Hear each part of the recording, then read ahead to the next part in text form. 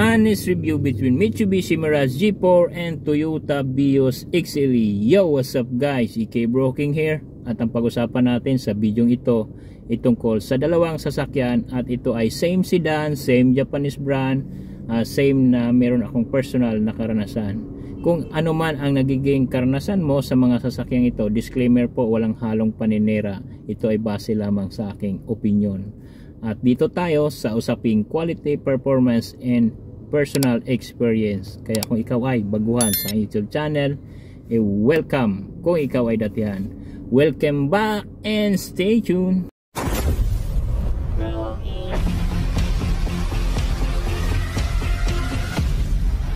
Unang-una, pagkumparahin natin ang under chassis parts or piyesang pang-ilalim. Tika, isa-isay natin yan. Kung yun ba ay tie in terms of performance at personal experience. Tie or kay Vios ba or kay G4. Dito tayo sa gulong. Tie, parehong gusto ko. Stabilizer link, tie, parehong gusto ko. Rack end, tie, parehong gusto ko. Tie rod, gusto ko ang kay Vios. Drive shaft CB joint, gusto ko ang kay G4. Ball joint, gusto ko ang kay Vios. Wheel bearing, gusto ko ang kay Vios. Brakes, gusto ko ang kay Vios. Shock absorber or suspension, mas gusto ko ang kay Vios. Engine support, transmission support, gusto ko ang kay Vios. Overall, kay Vios ako. Bakit nga ba? Dahil pag inilusob mo sa baha or kaunting malalim-lalim na tubig, mas mabilis pasukin itong wheel bearing ng G4. Siguro mas sealed siguro itong mas sealed yata ang kay Vios. At sa CB joint naman, mas mabilis pasukin itong kay Vios. Kahit hindi butas itong bolts, siguro nagkatalo sa tali. Kaya humahalo yung kaunting tubig dun sa mismong grasa. Kaya nalulusaw ang grasa. At saka tuwing stop and go naman sa paahon, mas responsive itong kay G4 sa usaping CB joint. At sa brakes naman, mas mabilis mag-ingay itong kay G4. At saka sa engine support, transmission support, mas mabilis ding manginig. Kumbaga mas mabilis lumuwag itong kay G4. At saka sa suspension naman, base sa aking karanasan sa parehong sasakyan, mas gusto ko ang talbog or kumbaga performance nitong kay Vios. Kaya overall, kay Vios ako. Ikaw. Pangalawa, dito tayo sa legroom o mismong loob ng sasakyan. Isa-isay natin. Dito tayo sa upuan. Tie. Mas gusto ko ang front seat ng Vios. Mas gusto ko naman ang back seat ng G4. Kaya tie. Dito tayo sa pinto. Kasama na yung pagbukas-sara, mas gusto ko ang kay Vios. Pati design, mas premium ang dating. Dashboard, mas premium ang dating ng Vios. Kaya kay Vios ako. Sa manubela, mas gusto ko ang kay G4. Dahil medyo nakaangat ng kaunti, mas malambot pa ng kaunti. Gumaga, mas pambabae ang design ng manubela ng G4, kaya kay G4 ako. Dito naman sa taas, pati itong ilaw, kay Vios ako. Overall, pati dito sa baba, pati sa bulsa, pati sa adjasa ng side mirror, overall kay Vios ako. Pangatlo, dito tayo sa body design. Mas gusto ko ang design ng Vios overall. Usaping back view, side view, and front view, mas gusto ko ang kay Vios. Mas luxury ang dating kumpara kay G4. Kaya in term of outer design or body design, kay Vios. Pang-apat, engine bay. Anong lagay nga ba ng engine bay? Kung saan na andun yung mga pyesa pag binuksan mo yung hood. Itong kay G4, mas maluwag ng kaunti dahil mas maliit ang engine displacement, 3 cylinder lamang. At itong Vios XLE ay 1.3 ang engine displacement 4 cylinder. Kumbaga mas masikip ng kaunti. Pero mas premium naman yung arrangement ng pyesa ng BIOS.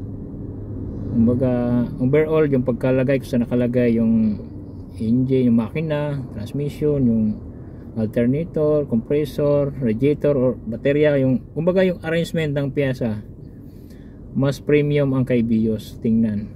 At ang kay G4 naman medyo mas maluwag ng kaunti. Pero overall mas gusto ko pa rin ang kay BIOS. Panglima, ito ay driving performance. Kasama na yung transmission performance, engine performance, gear performance, saka dito sa pedal experience o driving experience. Dito muna tayo sa transmission performance. Mas gusto ko ang kay G4, mas responsive. Dito tayo sa engine performance. Mas gusto ko ang kay BIOS, mas malakas dahil naka 4 cylinder. Samantalang itong G4 ay 3 cylinder lamang.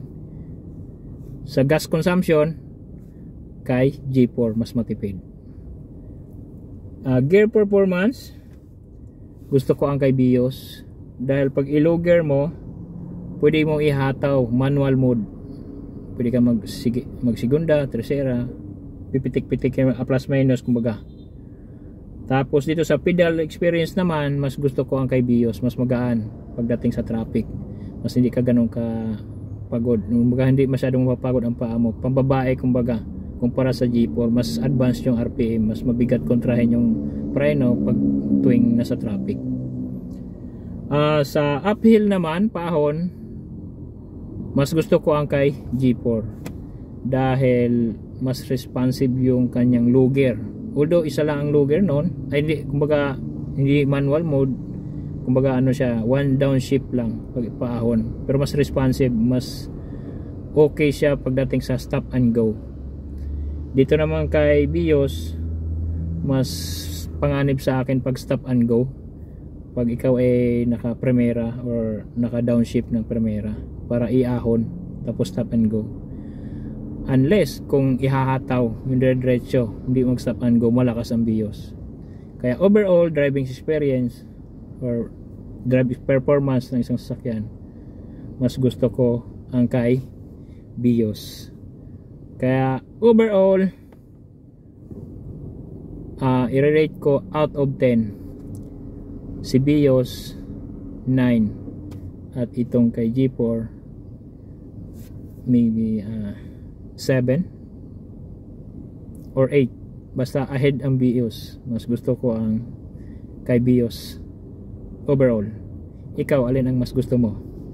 Si G4 mas matipid sa gas, mas magaan yung kaha, yun nga lang medyo mas mabilis, ang mas kalampagin kung tawagin. Tsaka pag inabutan ng 3 years, lalo pag gamit na gamit, ang ingay na makina dahil 3 cylinder lang. Itong kay BIOS mas smooth, lalo nung kakalabas lang nito, hindi ko marinig-rinig yung andar.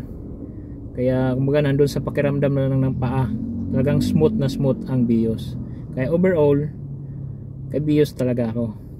Ulitin ko ang rating, 1 to 10 or out of 10, 9 ang BIOS, 7 ang G4. Kaya ikaw, ano ang choice mo? Ang choice ko, base sa opinion ko, ay BIOS. Actually, sa mga hindi nakakaalam, ako ay dating nagtatrabaho sa Toyota Manufacturing Philippines. At ang pinaka hindi ko makakalimutan yung salitang Japan. Ito ay vision, ito ay kaizen sa salitang Japan. Or in English ay improvement or change for the better. Or in the other word, continual improvement. Gumagawa sila ng tumataas ang performance na produkto or mayroong pagbabago. Kaya marami kaming ginagawa, kahit simpleng empleyado ka lang ay makapagbigay ka sa kanila ng open silang magbigay ka ng sariling opinion na mabago ang isang sistema na pasok siya sa salitang kaizen or continual improvement or change for the better. Yan ang ating maalala nung tayo ay nandun pa sa Toyota Manufacturing Philippines. Kaya sa mga nakapanood nito, maraming salamat. Sana meron kang napulot na ideya sa pagpili ng dalawang sedan na sasakyan. Ito ay mas marami dito sa ating bansa. Kung tawagin nga, kahit saang kanto ay meron itong G4 at Vios. Dahil parehong Japan brand, at although itong aircon nga pala itong dalawa, parehong Denso. Nagkatalo lang yan sa mga ibang accessories parts na naikabit, pero parehong Denso brand ang aircon itong dalawa, G4 and itong Vios XLE. Pero overall, kung usaping aircon, kay Vios pa rin ako. Pahabol, mas hindi sirain ang aircon ng Vios or Toyota Vios XLE. Kaya tara na mga ka-Vios Nation! Sorry, it's DJ.